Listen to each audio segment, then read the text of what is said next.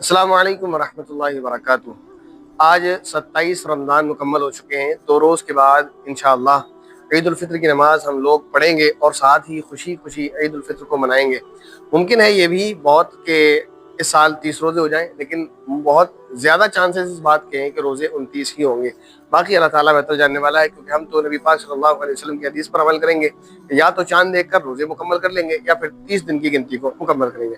बहरहाल ईद की नमाज साल में क्योंकि एक मरतबा आती है, ये ऐसा मौका होता है कि इस नमाज का तरीका जो होता है, क्योंकि बाकी नमाजों से डिफरेंट होता है, तो हमारे मुसलमान भाइयों को इसको याद रखना थोड़ा सा मुश्किल हो जाता है। नमाज में अगर वो आते भी हैं मस्जिद में, तो उनको जब बताया जाता है तो एक बार में उनको नहीं समझ आता है। बहुत सी मरतबा ऐसा होता है, हमने कई मरतबा बल्कि हर साल देखा है कि लोग नमाज पढ़ते हैं तो नमाज पढ़ते हुए भूल जाते हैं कि इमाम तो रुकू में होता है, वो तकबीर कह रहे होते हैं, इमाम तकबीर कह रहा होता है तो वो रुकू में चले जाते हैं। तो उसकी नमाज का जो सही तरीका है उसको समझ लें अच्छे से। नमाज का जो तरीका है पूरा वो तो वही है, बस छोटा सा डिफरेंट है उसमें ये कि 6 जायद तकबीरें ईद की नमाज में कही जाती है।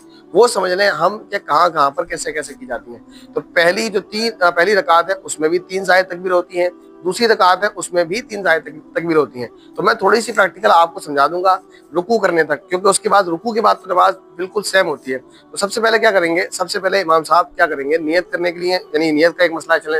नियत वैसे तो दिल के इरादे का नाम है, आपने नियत कर ली दिल से कि मैं ईद उल फित्र की नमाज पढ़ने के लिए जा रहा हूँ, काफी है। लेकिन अगर कोई जुबान से अल्फाज को कह ले तो ये बेहतर है। उसके लिए बस इतना कह ले कि मैं नियत करता हूँ 2 रकात नमाज वाजिब ईद उल फित्र की, और माँ 6 जायद तकबीरात या 6 जायद तकबीरों के साथ रुख मेरा काबे शरीफ की तरफ, इतना कह ले काफी है।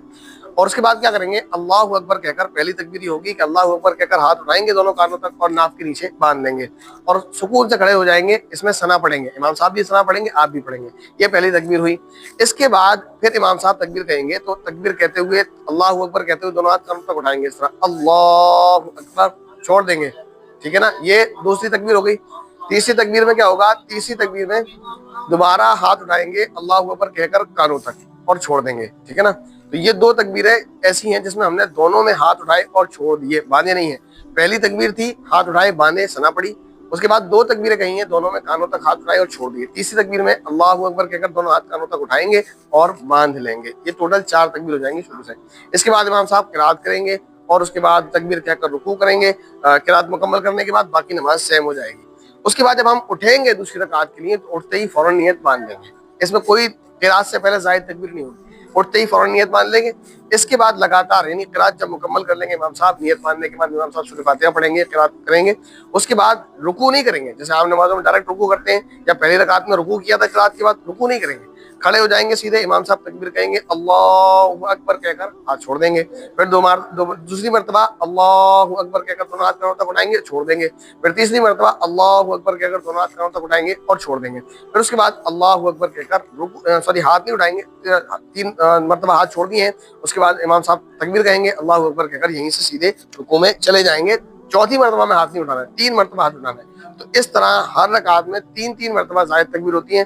टोटल ईद की नमाज में 6 जायद तकबीरें होती हैं। तो इस तरह नमाज का तरीका है, इसको आप देख लें अच्छे से। इसको 1 मरतबा, 2 मरतबा, 3 मरतबा, जितनी मरतबा में आप अच्छे से याद कर सकें इसको याद कर लें, ताकि नमाज में आपको परेशानी न हो। अस्सलामु अलैकुम वरहमतुल्लाहि वबरकातुहू।